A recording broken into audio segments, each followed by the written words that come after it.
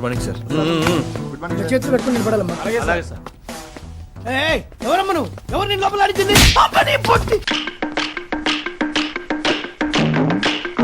రావాలని కోరుకున్న మనిషి వచ్చినప్పుడు ఆనందపడాలే గాని ఆశ్చర్యపోతారేంటి?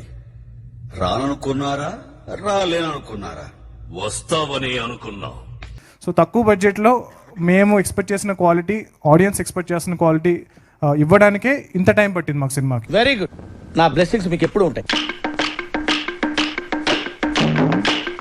मूवी ऐसे लग रहा है कि अयोध्या में राम जी के आने से पहले पहले पंजाब में हनुमान जी आ गए.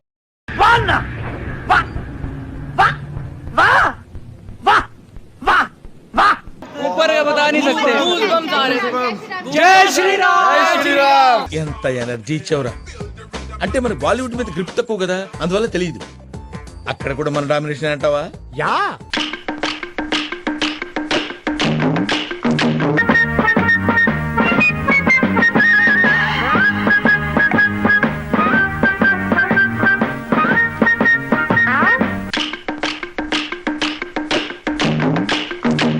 త్రివిక్రమ్ గారు కనబడితే బయట ధన్యాలనిపిస్తుంది. నచ్చలేదండి, బాగాలేదు. అజ్ఞాతవాసి కన్నా దారుణంగా ఉంది.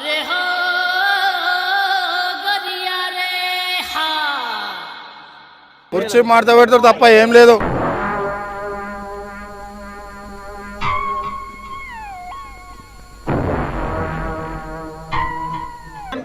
లేదు లేదు గురూజీ, మనం అట్లా చెప్పలేము. ఒక్క సినిమాతో గురూజీ పని అయిపోయిందంటే మనం అనలేము. అది ఆయన మళ్ళీ ఇంకో కంబ్యాక్ ఇస్తారు. నెక్స్ట్ అల్లు అర్జున్తో ఉందనుకోండి కదా. ఆ ఒక్క మాటతో లేచి 2 జేబుల్లో చేతులు పెట్టుకుని నడుచుకుంటూ వెళ్ళిపోతున్నాను. నేను ఎక్కడికి వెళ్తాను కూడా నాకు తెలియదు. హనుమాన్ టైటిల్ కార్డ్ పడినప్పటి నుంచి మూవీ చాలా బాగుంది.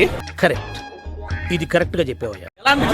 ఓం రావుతో ప్రభాస్ ఫ్యాన్స్ కనిపించింది అనుకో, ఓం రావు మళ్ళీ పోతాడు. వద్దు, ఈడైతే లాయర్ లాగా ఈడైపోయి చెప్తాడు. నేనైతే జడ్జి లాగా అందరి వైపు చెప్తాను. ఏం చెప్పినా నా వైపు చూసి చెప్పు. ఎలా తీసాడు తెలుసా? బుద్ధి తెచ్చుకోమని చెప్పి ఓం రావుత్. నాకు ఈ బంపర్ ఆఫర్ ఏంటిరా? బాలీవుడ్ ఓం రావుత్ ఎక్కడుందో? Om Raut come to my cabin.